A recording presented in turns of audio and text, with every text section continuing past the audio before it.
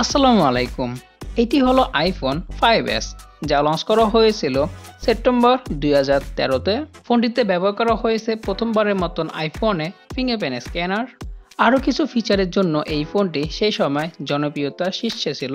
হয়তো এখানে আপনাদের মধ্যে অনেকেরই প্রথম আইফোন ব্যবহার করার মধ্যে হতে পারে iPhone 5s। আমার ক্ষেত্রে ছিল iPhone 4s প্রথম আমার আইফোন।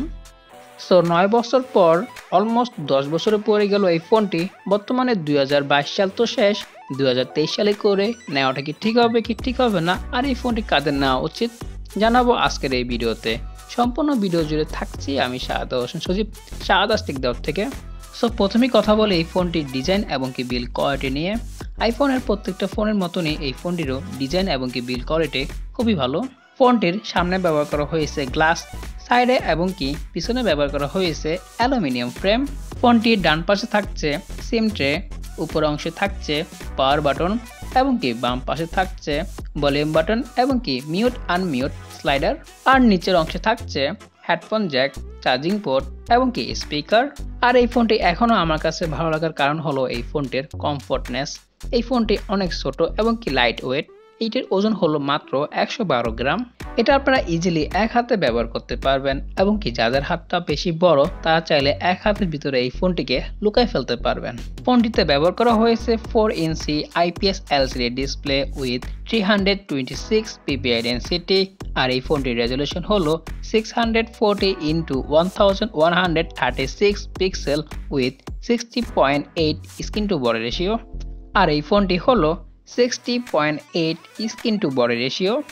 বর্তমানে এই ফোনটির OS নিয়ে কথা বলা যাক। বর্তমানে এই ফোনটি রান করতেছে iOS 12.5.6, আর এই ফোনটিতে ব্যবহার করা হয়েছে Apple A7 চিপসেট। CPU হিসেবে থাকছে ডুয়াল কোর 1.3 GHz, জিবি হিসেবে থাকছে কোয়াড কোর গ্রাফিক্স, সাথে আপনারা পেয়ে যাবেন 1GB অফ র্যাম।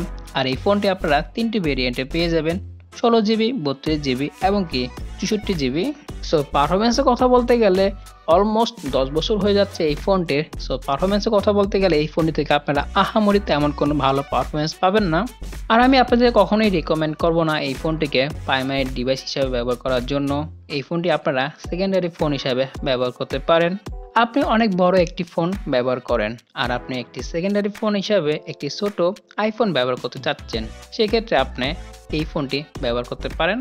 ফোনটিতে ব্যবহার করা হয়েছে সিঙ্গেল 8 মেগাপিক্সেল মেইন সেন্সর, যার অ্যাপারচার হলো 2.2 অ্যাপারচার, আর এই ফোনটির সামনে আপনারা পেয়ে যাবেন সিঙ্গেল 1.2 অ্যাপারচার সেলফি ক্যামেরা, যার অ্যাপারচার হলো 2.2 অ্যাপারচার।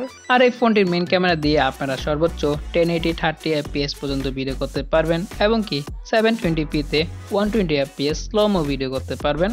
এই ফোনটি ভিডিওগ্রাফি এবং কি ফটোগ্রাফি এভারেজ কোয়ালিটি তেমন একটা ভালো কিছু পাবেন না আপনারা, কিন্তু 10 বছর আগে হিসাব করলে এটা থেকে এনাফ ভিডিও কোয়ালিটি এবং কি ফটোগ্রাফি আপনারা পেয়ে যাবেন।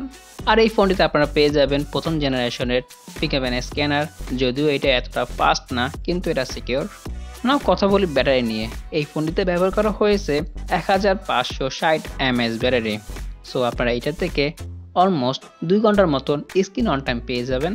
বলতে গেলে এই ফোনটির ব্যাটারি কোয়ালিটি খুবই খারাপ, তাই আমি বললাম এই ফোনটিকে আপনারা প্রাইমারি ডিভাইস হিসাবে ব্যবহার করতে পারবেন না, কিন্তু সেকেন্ডারি ডিভাইস হিসাবে চাইলে ব্যবহার করতে পারেন। এই ফোনটি বাংলাদেশে মার্কেটে আপনারা সেকেন্ড হ্যান্ড পেয়ে যাবেন 5000 থেকে 7000 টাকার ভিতরে।